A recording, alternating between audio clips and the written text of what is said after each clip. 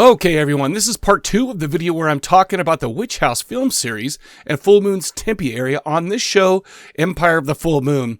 I'm your host, Mike Cadaver. And if you haven't yet, go back and watch part 1.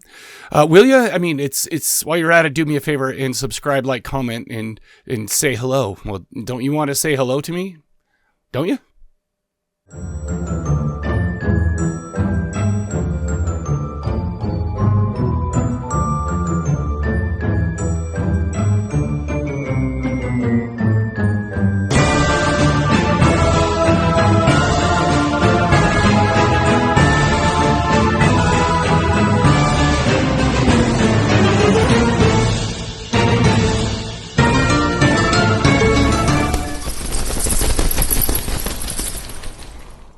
Okay, let's get back to the Witchouse series by talking about Witchouse 2 Blood Coven.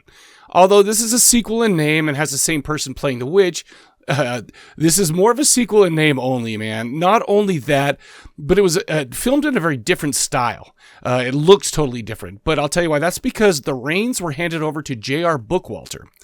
Now, Bookwalter had been making movies for years before this. In fact, it came from the video aisle. By the way, this book here, you seeing that? Okay. So by the way, just so you know, I did a lot of research. This is where I do a lot of my research for the show. It's great. I have, you see, I've got bookmarks. Oh, this bookmark was there. I'm even going through and I'm highlighting certain places. It's like I'm in high school, you know, you can't really see that's too bright. Anyway, but no, it's a great book, and I also have it on audiobook, so I listen to it, and then I kind of go and do some research for the show on that. Anyways, now Bookwalter, like I said, had been making movies already. This book that I just showed you, it came from the video aisle, even touts Bookwalter is the patron saint of micro budgets. Like many others in the 80s, when consumer video cameras or camcorders got a little cheaper, it really got the creative juices flowing for Bookwalter.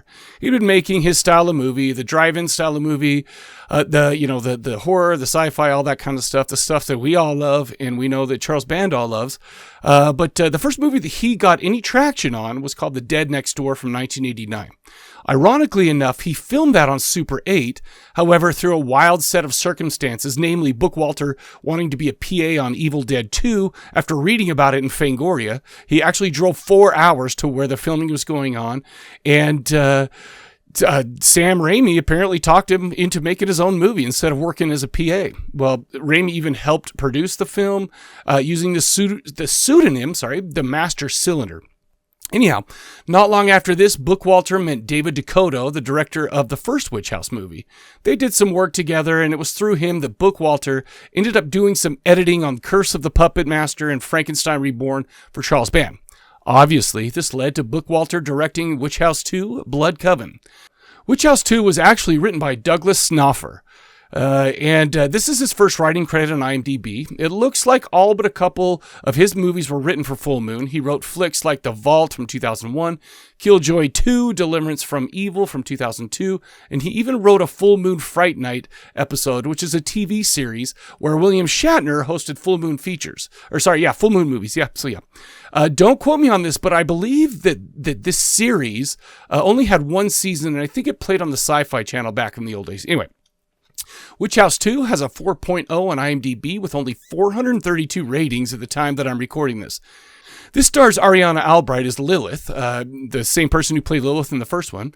It also stars Ariana Albright as Casey Shank as Angela, and Ariana Albright as Angela Wolmendorf as Dementia. That's right. She played 3 characters and had a pseudonym for the last 2 credits. This movie also starred Andrew Prine as Sheriff Jake Harmon. You remember him from, he was in Lords of Salem, Rob Zombies. He was also in Simon, King of the Witches, which, by the way, that movie is, I like most 99% of all the movies I watch, no matter how crappy they are. But Simon King of the Witches was just had a homeless witch living in the sewer, and he was about as arrogant and as egotistical as you can be, and so he was just kind of a dick. Anyways, he plays Sheriff Jake Harmon, Nicholas Lanier as Norman, Casey Shank as Angela. We even get some cameos by Jeff Burr and Dave Parker, both Full Moon alums. So this movie starts out cinema verite style, where Des and Dementia, a couple of dime store goth kids, are visiting the build site for a brand new mall before everything gets going on the construction. Legend has it that there are unmarked graves of some witches that were executed for witchcraft. Let's just say it doesn't work out great for them in the end, but we probably already knew that. This scene was filmed, by the way, on mini DV and leaned in more to the Blair Witch style than anything from part 1 did. Moving along, a professor from Boston University and a group of her students are called in to identify the remains. As is normal in movies like this, the townsfolk aren't too hot on that idea, thinking that secrets of the small town may be uncovered, and uncovered they were.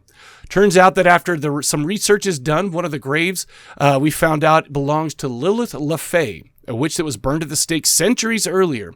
Mayhem ensues as more of the town's legend comes to light, but the university professor gets some of Lilith's bone dust in an open wound on her hand. Can you say possession? Well, Witchouse 2 Blood Coven can. Okay, let me start out with the bad. This movie had some of the cheapest intro titles and graphics, something that we'd totally get used to during the Tempe era full moon features. There are some of the worst and most generic kind of music in it, and it gets worse next episode, in Witchouse 3, but the post-grunge tunes on the soundtrack, and let's just say, okay, and this goes for both this one and the next one, okay? Let's say Alice in Chains is the good band and Creed is the cheap knockoff. Listen, I like Creed as much as the next guy, but let's be honest with ourselves, folks. You know what I'm talking about. Well, okay, so then the music in this movie is a cheap knockoff of Creed.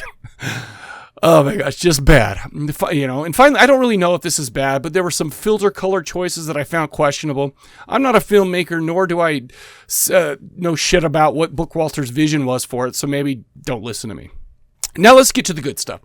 Well, it was filmed mostly on 35 millimeter, which means that it's in 16:9 aspect ratio, and beautiful. It also means that someday we could get a sweet remaster. The parts that are filmed in mini DV were great as well. The intro with the goth folks trespassing, and later on with a group of interviews that were done by the researching university students. I feel like that actually added a lot to the movie. You know, it like when they did it in the Blair Witch, I really enjoyed kind of talking to the quote unquote the people who aren't in the movie or aren't actors, blah blah blah. Anyways, I thought that had the same kind of effect on this one. I will say that though, in my opinion, this whole movie was more interesting to me than the first one. And that's not to say that Witchouse is bad, but Witchouse 2 did a better job of keeping me engaged and tuned into the story. Now let's talk about some what the F moments. I'll let you watch it for yourself, but really, what the F is going on with that coroner, man? I'll leave it at that. I'll implore you to go watch it yourself. But yeah, man, that was just a wild dude, and I'm really glad that I can't explain.